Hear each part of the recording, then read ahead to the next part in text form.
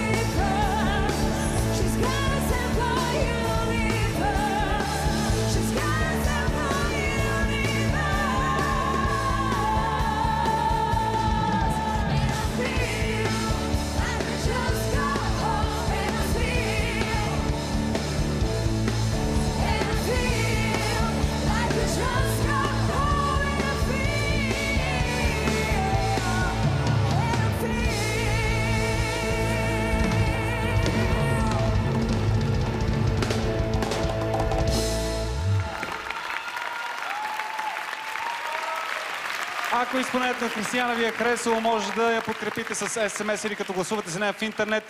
Хриси, ако вземем по повод от името на песента, която изпълни Лъж светлина, мислиш ли, че успя да осветиш пътя си към финала? Силно се надявам. Окей. Добре, продължаваме смело напред. Миро, това е състезателство от твой отбор. Голям залък ли е за млад изпълнител да пее Мадона? Да се опитва да я изпълни парче на Мадона?